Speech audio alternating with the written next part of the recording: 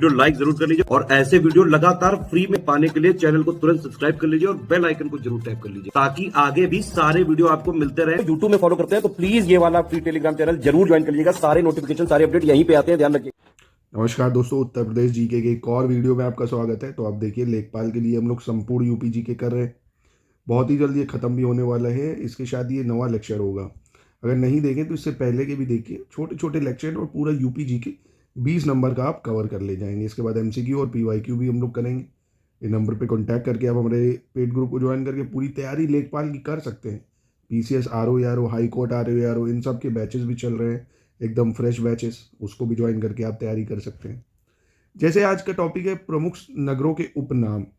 उपनाम का मतलब जैसे प्रयागराज आप बोलते हो, ठीक है, इसको संगम नगरी भी बोलते हैं, कुंभ नगरी भी बोलते हैं, तीर्थराज भी बोलते हैं, अमरूद नगरी भी बोलते हैं क्योंकि बहुत अमरूद यहाँ पे होता है, और ईश्वर का निवास स्थान भी बोला जाता है।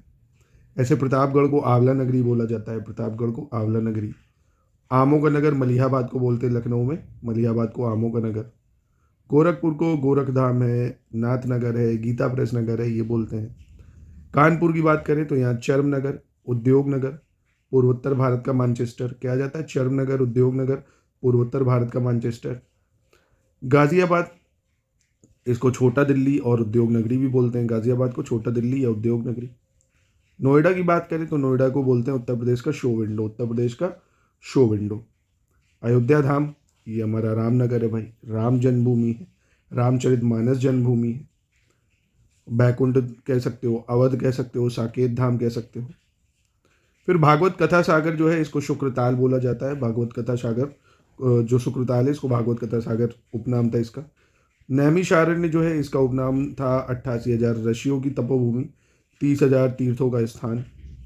मेरठ, इसको कैची नगर या क्रांति नगर कहते थे। और वहीं हस्तिनापुर की बात करें जो कि मेरठ में है, इसको जैन लोगों का काशी भी बोला जाता है, जैन लोगों का काशी। कन्नौज की बात करें, इसको इत्र नगरी या खुशबुओं का शहर कहते हैं। गाजीपुर, ये काशी की बहन कही जाती है, गाजीपुर काशी की बहन। वहीं चंदौली जो है, इसको धान का कटोरा कहते हैं, चंदौली को धान का कटोरा। और रामपुर की बात करें, इसको नवाबों का शहर है, चाकुओं का नगर है, ये बोलते थे नवाबों का शहर या चाकुओं का नगर। कहते हैं रामपुरी जो थी चाकू। और ताज नगरी, पेठा नगरी आगरा हो जाएगा। लड्डू नगरी संडीला हो जाएगा आपका। और सुहाग नगरी, चूड़ी नगरी, ये फिरोजाबाद में ना, फिरोजाबादी चूड़ियाँ बहुत चलती हैं। हींग व गुलाल नगरी की बात करें तो हाथरस जो है वो हींग नगरी कही जाती है, हाथरस। मथुरा जो है ये आपका कृष्ण नगरी है, पेड़ा नगर है, भू बैकुंठ है, 12 वन है और 24 उपवन है, 5 पर्वत का क्षेत्र है। अलीगढ़ ताला नगरी के लिए बहुत फेमस है, अलीगढ़ के ताले। वहीं सोनभद्र जो है सोनांचल और पावर कैपिटल ऑफ इंडिया है ना, बहुत सारे जो हाइड्रो पावर प्लांट है वो आपको यहाँ देखने को मिलेंगे। और फिर बरेली की बात करें, बांस बरेली और सुरमा नगरी। लखनऊ को नवाबों का शहर भी कहते हैं, रामपुर को भी नवाबों का शहर कहते हैं। बागों का नगर, नज़ाकत नफाशत का शहर।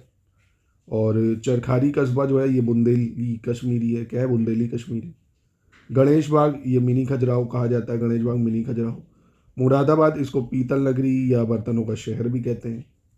और वहीं वाराणसी जो है विश्वनाथ नगरी, शिव नगरी, मुक्ति नगर, मुक्ति क्षेत्र, पंडों का नगर या घाटों का नगर भी कहते हैं। जौनपुर की बात करें अगर, ये सिराज हिंद और पूर्व का सिराज कहा जाता है, सिराज हिंद और पूर्व का सिराज है ना, बहुत ज़्यादा महत्वपूर्ण है और बहुत ही आसान है, याद भी होगा आपको। पहले से नहीं याद है तो एक दो बार दोहराएंगे, याद हो जाएगा। फिर एक टॉपिक उत्तर प्रदेश की प्रमुख जनजातियाँ है ना, इसको थोड़ा सा देख लीजिएगा, इंपॉर्टेंट है। जैसे गोंड जनजाति है, धुरिया है, नायक है, ओझा है, पथारी है, राजगोंड है ना। गोंड, धुरिया, नायक, ओझा, पथारी, राजगोंड, ये आपको कहाँ देखने को मिलती है? ये महाराजगंज है, सिद्धार्थनगर है, बस्ती है, गोरखपुर है, देवरिया है, मऊ है, आजमगढ़ है, जौनपुर है, मिर्ज़ापुर है और सोनभद्र है, यहाँ देखने को मिलेगी। पाखा जनजाति और पानिका जनजाति, पाखा और पानिका ये सोनभद्र और मिर्ज़ापुर में है, पाखा और पानिका सोनभद्र और मिर्ज़ापुर। खरवर और खेरवार जनजाति की बात करें, खरवर और खेरवार, देवरिया है, बलिया है, गाजीपुर है, वाराणसी है, सोनभद्र है। देवरिया, बलिया, गाजीपुर, वाराणसी, सोनभद्र। अगरिया जनजाति, ये भी सोनभद्र में, अगरिया जनजाति सोनभद्र में। सहरिया जनजाति ललितपुर में, सहरिया जनजाति ललितपुर। पटारी जनजाति ये सोनभद्र में है। पटारी जनजाति कहाँ है? सोनभद्र में आपके। पहरिया जनजाति ये भी सोनभद्र में है। पहरिया कहाँ पे? सोनभद्र में। अगरिया सोनभद्र में और पटारी सोनभद्र में। मेनली जितनी भी ट्राइब्स आप देखेंगे सोनभद्र में ज़रूर आपको देखने को मिलेंगी, है ना। बैगा ट्राइब सोनभद्र है और चेरो ट्राइब सोनभद्र, वाराणसी, भुइयाँ सोनभद्र। तो सोनभद्र में तो सारी ही ट्राइब आपको देखने को मिल जाएंगी, ठीक है। आपके लिए एक सवाल भी है कि उत्तर प्रदेश के कौन से ज़िले में सबसे ज़्यादा ट्राइब्स पाई जाती हैं, है ना। सबसे ज़्यादा ट्राइब्स पाई जाती हैं, ये आपको बताना होगा। फिर एक और टॉपिक देख लेते हैं, उत्तर प्रदेश की बहुउद्देशीय नदी घाटी परियोजनाएं। जैसे खारा जल विद्युत परियोजना, ये असर नदी पे है, सहारनपुर में। कहाँ पे है? खारा जल विद्युत परियोजना, असर नदी, सहारनपुर।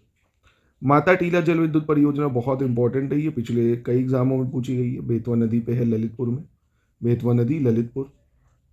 और निर्गजनी या चित्रौरा या ऊपरी गंगा नहर जल विद्युत परियोजना, ये गंगा नदी पे है, मुजफ्फरनगर में। और सलवा भोला ये गंगा नदी पे है आपके मेरठ में। कहाँ पे है? गंगा नदी पे, मेरठ में। ओबरा जल विद्युत परियोजना रिहंद नदी पे है, सोनभद्र में। रिहंद नदी पे है, सोनभद्र में। फिर राजघाट जल विद्युत परियोजना ये कहाँ पे है भाई? बेतवा नदी में है, ललितपुर, है ना। राजघाट, बेतवा नदी, ललितपुर। माता टीला, बेतवा नदी, ललितपुर में, है ना। रिहंद नदी सोनभद्र हो जाएगा। और बेलका और बाबेल जल विद्युत परियोजना यमुना नदी पे बना है, सहारनपुर में।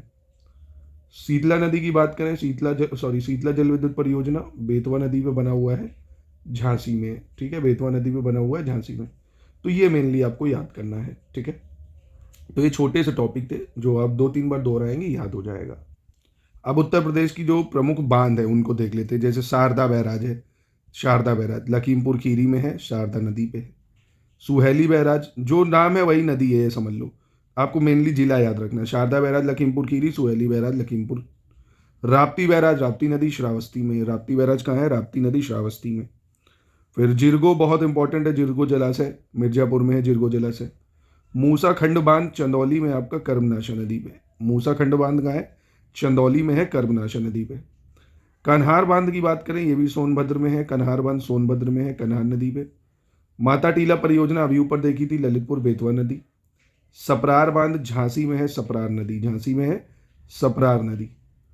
अहरौरा बांध वाराणसी में है, गरई नदी। अहरौरा बांध वाराणसी, गरई नदी। हिंडन बैराज की बात करें, गाजियाबाद में पड़ेगा, हिंडन नदी, ठीक है। हिंडन बैराज, गाजियाबाद, हिंडन नदी। लवकुश बैराज कानपुर में है भाई, ये गंगा नदी पे। और हरवली बैराज बिजनौर पे है, रामगंगा नदी पे। हरवली, बिजनौर, रामगंगा। मध्य गंगा बैराज ये भी बिजनौर में है, गंगा नदी पे। आगरा बैराज आगरा में है, यमुना नदी पे। और बनवासा बैराज पीलीभीत में है, शारदा नदी पे, ठीक है। सरयू बैराज की बात करें, ये बहराइच में पड़ता है, घाघरा नदी पे। बहराइच में घाघरा नदी। वन गंगा बैराज ये सिद्धार्थनगर में है, राप्ती नदी पे। सिद्धार्थनगर, राप्ती नदी। मेजा जलाशय मिर्जापुर में है भाई, बेलन नदी पे। मेजा जलाशय मिर्जापुर, बेलन नदी। और अद्वा बैराज ये मिर्जापुर में है, कर्मनाशा नदी। अद्वा बैराज मिर्जापुर, कर्मनाशा नदी। घाघरा बैराज सोनभद्र में है, घाघरा नदी भाई। घाघरा बैराज सोनभद्र, घाघरा नदी। राजघाट बांध परियोजना ललितपुर में है, बेतवा नदी पे। पथरई बांध झांसी में है, पथरई नदी पे। मौदोहा बांध की बात करें, मौदोहा बांध हमीरपुर, बिरमा नदी। अर्जुन बांध महोबा में है, अर्जुन नदी। नरोरा बैराज बुलंदशहर में है, गंगा नदी पे। अफजल बैराज बिजनौर में है, रामगंगा नदी पे। खो बैराज जो है बिजनौर में है, खो नदी पे। गोकुल बैराज मथुरा में है, यमुना नदी पे। गोमती बैराज लखनऊ में है, गोमती नदी पे। और गिरजा बैराज आपका बहराइच में हो जाएगा, घाघरा नदी पे, है ना। तो इसका भी आप 2 से 3 बार रिवीजन लगाएंगे, याद हो जाएगा। रिवीजन ज़रूर करते रहिए। जब भी आप आज जैसे नया पढ़ने जा रहे हैं तो 1 घंटा नया पढ़ा और कोशिश करिए पिछले पुराना 20 से 25 मिनट दोहराएं जरूर, है ना।